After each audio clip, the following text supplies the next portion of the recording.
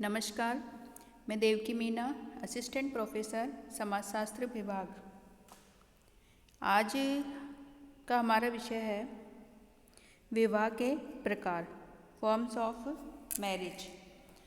इससे पहले हमने विवाह के अर्थ, उसकी परिभाषाएं और विवाह संबंधी जो निषेध है समाज में, उनके बारे में जानकारी प्राप्त करी थी। आज हम देखेंगे कि विवाह के जो प्रकार है समाज में कौन कौन से प्रकार प्रचलित हैं। तो विवाह के जो प्रमुख प्रकार है उनके अंतर्गत विवाह में सम्मिलित होने वाले वर और वधू की संख्या के आधार पर प्रमुख रूप से विवाह के जो प्रकार है उनको दो भागों में बांटा जा सकता है। पहला है एक विवाह मोनोगेमी और सेकंड है बहुविवाह पॉलीगेमी। तो सबसे पहले हम देखते हैं एक विवाह मोनोगेमी। एक विवाह का जो अर्थ है वो ये है कि एक समय में एक व्यक्ति एक ही स्त्री से जब विवाह करता है तो उसे एक विवाह कहते हैं, मोनोगेमी कहते हैं। इन कुछ विद्वान हैं या कुछ लोग हैं जो एक पत्नी की मृत्यु हो जाने पर या तलाक हो जाने पर भी दूसरी स्त्री से विवाह न करने को वास्तविक रूप से एक विवाह मानते हैं और ऐसे एक पत्नी विवाह को केवल एकल विवाह यानी स्ट्रेट मोनोगेमी कहते हैं। और कुछ विद्वान ऐसी परिस्थितियों में दूसरा विवाह कर लेने पर भी उसको एक विवाह की ही संज्ञा देते हैं, क्योंकि पुरुष एक समय में एक से अधिक स्त्रियां नहीं रखता है और एक पत्नी या पति की मृत्यु होने पर पति या पत्नी को कुछ समाजों में दूसरा विवाह करने की छूट होती है। तो इस प्रकार के विवाह को क्रमिक एकल विवाह या सीरियल मोनोगेमी कहा जाता है। और जहाँ पे पुरुष और महिलाओं की संख्या लगभग समान होती है वहाँ साधारणतः एक विवाह का प्रचलन समाज में होता है।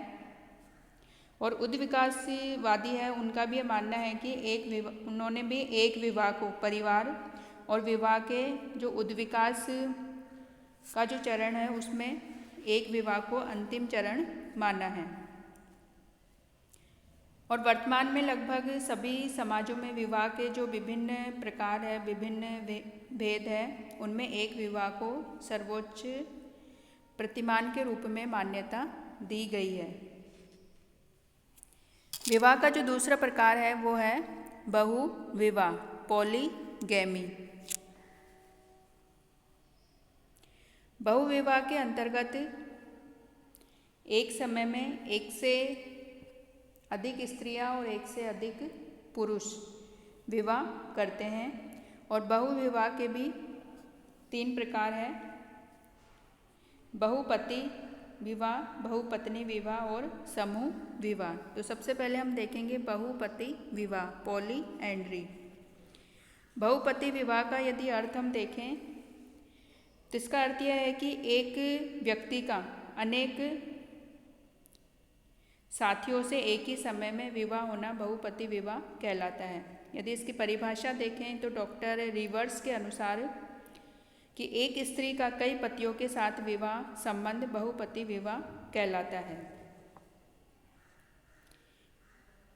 इसी प्रकार मैक लेनन ने जो विद्वान है इन्होंने मानव शास्त्र के सिद्धांतों में बहुपति प्रथा का सर्वप्रथम उल्लेख किया। और बहुपति प्रथा का प्रचलन जो प्राचीन और अर्वाचीन जो कई समाज है उनमें हमें देखने को मिलता है। जैसे कि प्राचीन ब्रिटोन्स में पिताओं, भाइयों और पुत्रों का एक समूह एक स्त्री से विवाह कर लेता था, परंतु संतानें उसी पुरुष के नाम से जानी जाती थी जिसके साथ उस स्त्री का विवाह होता था। तो इस प्रकार बहुपति विवाह में एक स्त्री का एक से अधिक पुरुषों के साथ विवाह होता है। अब जो बहुपति विवाह है उसके भी दो रूप प्रचलित है। पहला है भातृक बहुपति विवाह। इसके अंतर्गत जब एक स्त्री के जो पति होते हैं वो सभी आपस में यदि भाई होते हैं तो ऐसे विवाह को भातृक बहुपति विवाह कहा जाता है। और इस प्रकार की जो प्रथा है वो तिब्बत में प्रचलित है। साथ ही जो जनजातियाँ हैं जैसे कि खस जनजाति, टोडा जनजाति और कोटा जनजाति में भी भातृक बहुपति विवाह की जो प्रथा है वो प्रचलित है। दूसरा जो प्रकार है बहुपति विवाह का वो है अभातृक बहुपति विवाह। इसके अंतर्गत जब एक ही स्त्री एक से अधिक पुरुषों के साथ विवाह करती है और वो आपस में भाई नहीं होते तो ऐसे विवाह को अभातृक बहुपति प्रथा या अभातृक बहुपति विवाह कहा जाता है। इस प्रकार का जो विवाह है अभातृक बहुपति विवाह प्रथा वो नायर समाज में प्रचलित है, नायर जनजाति में प्रचलित है। अब हम देखते हैं कि जो बहुपति विवाह प्रथा है उसके कौन से कारण समाज में पाए जाते हैं। तो पहला जो कारण बताया है वेस्टरमार्क ने, उनका ये कहना है कि बहुपति विवाह का जो प्रमुख कारण है वो लिंग अनुपात का असंतुलन होना, अर्थात समाज में जो महिलाओं की तुलना में पुरुषों की अधिकता का होना है। ऐसा इसलिए है कि कई समाजों में जो जीवन है वो बहुत ही संघर्ष में होता है और इस संघर्ष में जो स्त्रियां हैं वो भार स्वरूप समझी जाती है। इस कारण उन्हें जो पैदा होते ही मार देने की जो प्रथा है वो पाई जाती है और जिससे महिलाओं की संख्या में कमी होती है और पुरुषों की अधिकता होती है। दूसरा जो कारण बताया है समनर और आर.एन. सक्सेना ने वो निर्धनता या गरीबी को बहुपति विवाह का कारण बताया है। उन्होंने कहा है कि जो लोग पहाड़ों में रहते हैं उन्हें खेती योग्य भूमि की कमी और अपर्याप्त कृषि के कारण जीवन यापन करने के लिए कठोर श्रम करना पड़ता है और परिवार को चलाने के लिए सभी भाई मिलकर प्रयत्न करते हैं और स्त्रियां स्वयं भी चाहती हैं कि उसके एक से अधिक पति हो जिससे कि उसकी और उसके बच्चों की सुरक्षा हो सके। एक और कारण बहुपति विवाह प्रथा का बताया जाता है वो है वधू मूल्य की अधिकता के कारण, यानी वधू मूल्य की अधिकता के कारण उसे जुटाने के लिए सभी भाई मिलकर प्रयत्न करते हैं और उस स्त्री पर सभी भाइयों का जो पत्नी होती है उस पर सभी भाइयों का सामूहिक अधिकार होता है। परंतु पत्नी की गर्भवती होते ही दूसरे भाइयों का उस पर से अधिकार हट जाता है और वह केवल उसी भाई की पत्नी रहती है जिसके लिए अन्य भाइयों ने वधू मूल्य जुटाने में सहयोग दिया था। एक और जो कारण है बहुपति विवाह का वो है संपत्ति के बंटवारे को रोकने के लिए इस प्रथा का पालन किया जाता है जिससे कि सभी भाइयों के बीच जो संपत्ति है वो सामूहिक बनी रहे।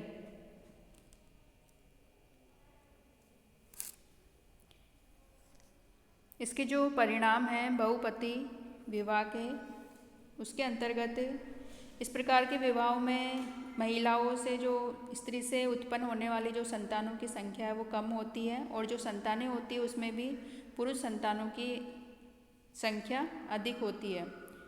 तो ये जो क्रम है वो पीढ़ी दर पीढ़ी चलता रहता है। दूसरा जो परिणाम सामने आता है वो है कि महिला में विभिन्न पुरुषों के साथ सहवास के कारण अनेक शारीरिक रोग उत्पन्न हो जाते हैं और ऐसे स्थिति में तलाक की समस्या भी सामने आती है। एक और जो परिणाम है वो है बहुपति विवाह का कि समाज में नैतिकता का दोहरा मापदंड उत्पन्न होता है। जैसे कि खस जनजाति में एक महिला को विवाह के बाद अपने ससुराल में कठोर वैवाहिक नियमों का पालन करना पड़ता है, परंतु वही महिला जब अपने पिता के घर जाती है तो उसे यौन व्यवहार की स्वतंत्रता प्राप्त होती है। तो इससे विवाहेतर जो यौन संबंध है वो स्थापित होने की जो संभावना है वो बढ़ जाती है। तो यह है बहुपति विवाह की प्रथा। दूसरा जो प्रकार है वो है बहुपत्नी विवाह, पॉलीगैनी। पॉलीगाइनी का अर्थ है कि एक पुरुष के द्वारा एक से अधिक महिलाओं से विवाह करना बहुपत्नी विवाह कहलाता है, यानी कि एक ही समय में एक पुरुष एक से अधिक स्त्रियों से विवाह करता है। इस प्रकार की जो प्रथा है बहुपत्नी विवाह की जो प्रथा है भारत में विभिन्न जनजातियों में, जैसे कि नागा, गोंड, बैगा जनजाति, भील जनजाति, टोडा जनजाति और मध्य भारत की अधिकांश जो प्रोटो ऑस्ट्रेलाइड जनजातियाँ हैं उनमें इस प्रकार की प्रथा पाई जाती है। और बंगाल में अनुलोम विवाह और कुलीन विवाह की प्रथा के कारण भी बहुपत्नी विवाह की प्रथा प्रचलित है। और दक्षिण में जो नंबूद्री ब्राह्मण है उनमें भी यह प्रथा पाई जाती है। और बहुपत्नी प्रथा का एक रूप जो द्विपत्नी बाईगेमी जो प्रथा है वो भी है। इसमें एक पुरुष एक साथ दो महिलाओं से विवाह करता है। और आरेगन तथा एस्किमो जनजाति में यह प्रथा प्रचलित है, द्विपत्नी की प्रथा। और दक्षिण भारत की जो कुछ जनजातियां हैं उसमें भी बहुपत्नी की प्रथा देखने को मिलती है। अब हम देखते हैं कि जो बहुपत्नी विवाह की जो प्रथा है वो उसके कारण कौन कौन से हैं। तो पहला जो कारण देखने में आता है वो है पुत्र प्राप्ति की इच्छा, यानी कि हिंदुओं में जो पुत्र का बहुत अधिक धार्मिक महत्व है। तो एक स्त्री के कोई संतान नहीं होने पर या केवल पुत्रियां ही होने पर पुरुष दूसरा विवाह पुत्र प्राप्ति के लिए करता है। दूसरा जो कारण है वो आर्थिक कारण है कि अधिकांश जनजातियों में पहाड़ी जो जनजातियां हैं वो पहाड़ी क्षेत्रों में निवास करती है और ऐसे क्षेत्रों में रहती है जहाँ की जीवन यापन के लिए उन्हें कठोर संघर्ष करना पड़ता है और आर्थिक क्रियाएं के लिए कई सदस्यों की आवश्यकता होती है। और अधिक स्त्रियां होने पर उन्हें खेतों में मजदूरों के रूप में काम में लगाया जाता है और साथ ही वे गृह कार्य में भी सहयोग प्रदान करती है। तो ऐसी स्थिति में ऐसे जो आर्थिक कारण है वो बहुपत्नी विवाह को बढ़ावा देते हैं। एक और कारण है कि जो अधिक पत्नियां रखना सामाजिक प्रतिष्ठा का भी सूचक माना जाता है, जैसे कि जमींदार है या प्रभावशाली लोग हैं, अधिक धनवान लोग हैं, वो एक से अधिक पत्नियां इसलिए रखते हैं कि उनकी सामाजिक प्रतिष्ठा बढ़ती है। एक और जो कारण है वो है स्त्री और पुरुषों के अनुपात में अंतर, यानी जहाँ स्त्रियों की तुलना में पुरुष कम होते हैं वहाँ पुरुष एक से अधिक स्त्रियाँ रखते हैं। और शिकार, युद्ध और अन्य जो आर्थिक कार्यों में स्त्रियों की तुलना में पुरुषों के मरने के जो अवसर है वो अधिक रहते हैं। इससे पुरुषों की संख्या घट जाती है, कम हो जाती है, जो कि बहुपत्नी विवाह को बढ़ावा देती है। इसी प्रकार जो साली विवाह की जो प्रथा प्रचलित है वह भी एक व्यक्ति को अपनी पत्नी का सभी बहनों से विवाह करने की जो स्वतंत्रता है वो प्रदान करती है। और थोगा जनजाति में एक व्यक्ति अपनी सभी सालियों से विवाह करता है। और देवर विवाह भी बहुपत्नी प्रथा का एक कारण है, यानी एक भाई की मृत्यु होने पर उसकी विधवा से दूसरा जो भाई है उसका वो विवाह कर लेता है, जिससे कि उसके जो जीवित भाई की पत्नियों की जो संख्या है वो बढ़ जाती है। तो इस प्रकार बहुपत्नी विवाह समाज में प्रचलित है और उसके ये कारण हैं। इसके बहुपत्नी विवाह के जो परिणाम है वो भी देखने को मिलते हैं। उसके परिणाम के रूप में परिवार में संघर्ष, मनमुटाव, ईर्ष्या आदि के लिए ये जिम्मेदार है। और कई स्त्रियों के होने के कारण अधिक संतानें होने पर कभी कभी उनके जो भरण पोषण जो है वो परिवार पर बोझ बन जाता है। इस कारण इस प्रकार की जो प्रथाएं हैं वो अब धीरे धीरे बदल रही है और विशाल परिवार का निर्वाह आर्थिक कठिनाइयों के कारण मुश्किल हो जाता है। और जनजातियों में जो अधिक कृषि योग्य भूमि है वो भी उनके पास नहीं रहती, तो इस कारण जनजातियों में भी ये जो प्रथा है बहुपत्नी विवाह की जो प्रथा है वो धीरे धीरे कम होती जा रही है। नेक्स्ट जो प्रकार है विवाह का वो है समूह विवाह, ग्रुप मैरिज। समूह विवाह के अंतर्गत पुरुषों का एक समूह स्त्रियों के दूसरे समूह से विवाह करता है और इस समूह का प्रत्येक पुरुष समूह की प्रत्येक स्त्री का पति होता है। और परिवार और विवाह की जो प्रारंभिक अवस्था थी, उद्विकासियों के अनुसार प्रारंभिक अवस्था में समूह विवाह की जो प्रथा थी वो समाज में प्रचलित थी। और समूह विवाह जो प्रथा है अभी, उसके उदाहरण के रूप में ऐसे जो विवाह है समूह विवाह वो तिब्बत और भारत और लंका के जो बहुपति विवाह प्रथा वाले जो समाज है उनमें इस प्रकार की प्रथा पाई जाती है।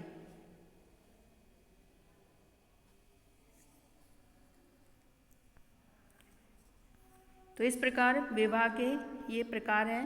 इनमें प्रमुख रूप से विवाह के दो प्रकार हमने देखे, एक विवाह और बहुविवाह। और बहुविवाह के फिर तीन प्रकार हैं, बहुपति विवाह, बहुपत्नी विवाह और समूह विवाह।